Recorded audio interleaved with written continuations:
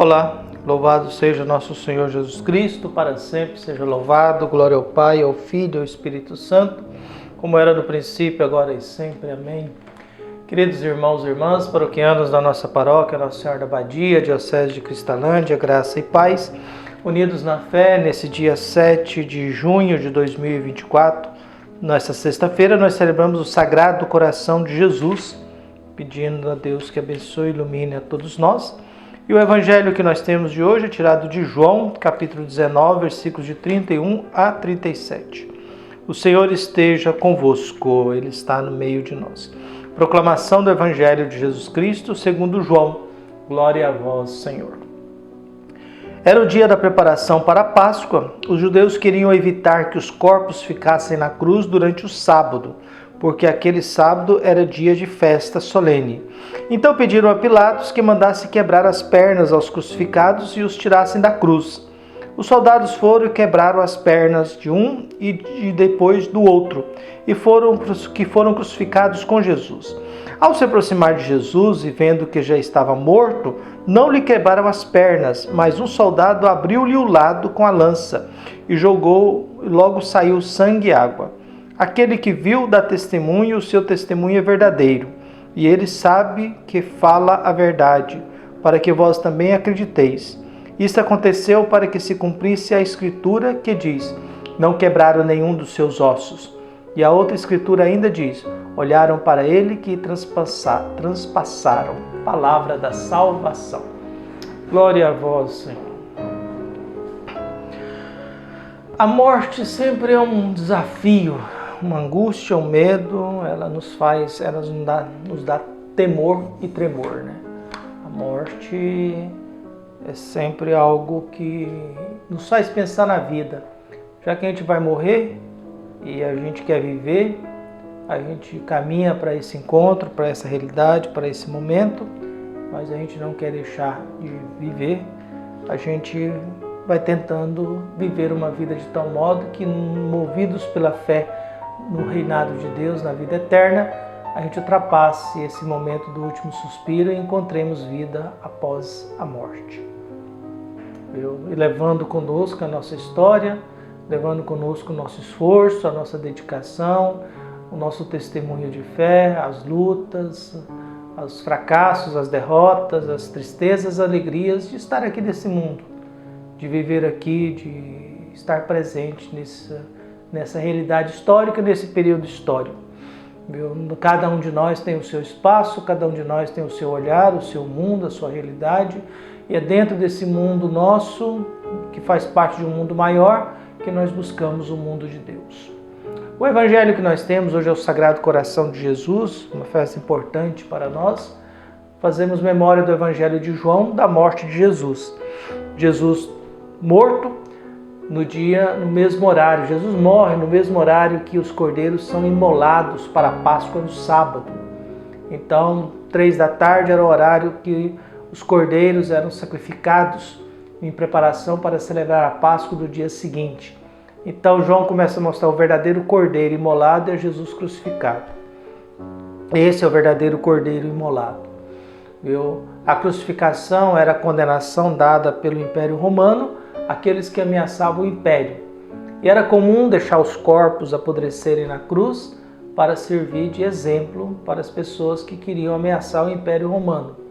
Mas como era a véspera de Páscoa, as autoridades pedem para que quebre as pernas deles para que depois possam ser tirados, para que no dia da Páscoa não tenha ninguém apodrecendo numa cruz.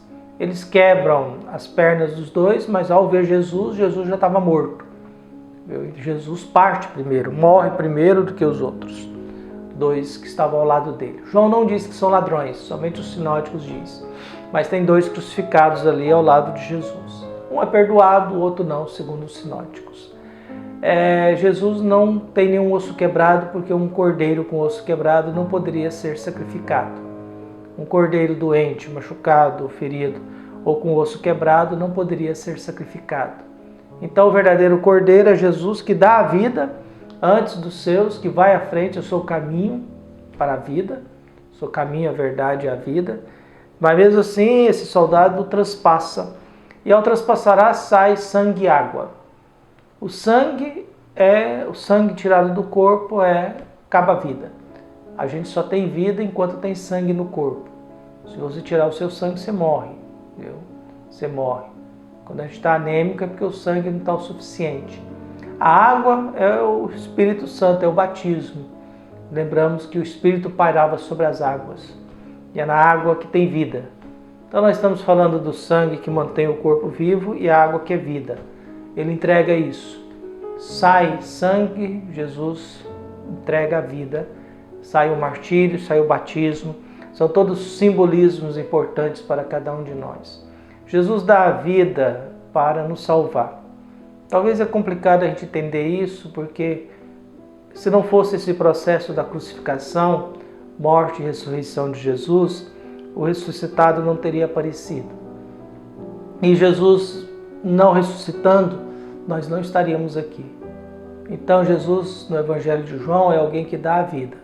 Dá a vida para não trair Deus, dá a vida para não negociar sua fé, dá a vida para continuar fiel àquilo que ele acredita, que é a missão do Filho de Deus de nos mostrar Ele como caminho, verdade e vida, e ao mesmo tempo nos apresentar um Deus que é Pai, e esse Deus que é Pai tem um mundo para nos dar, tem um reinado de Deus para nos oferecer, tem uma realidade para nos mostrar. Nós vamos nos separando, por isso esse coração de Jesus que nós celebramos hoje é o coração do amor. A gente viu o Evangelho de ontem, qual que é o maior mandamento? Amar a Deus, amar o próximo, amar a mesmo. O amor nasce do coração e da consciência de que a vida tem que ser preservada. O amor nasce do coração e da consciência de que eu preciso fazer bem ao próximo. E o amor não é um sentimento bom. Às vezes o amor é um sentimento de angústia, de tristeza, de preocupação, em que as convivências, a realidade e a vida humana sejam preservadas. Viu? A gente, quando gosta muito de alguém e essa pessoa não está bem, a gente se sente destruído, né? A gente se sente acabado.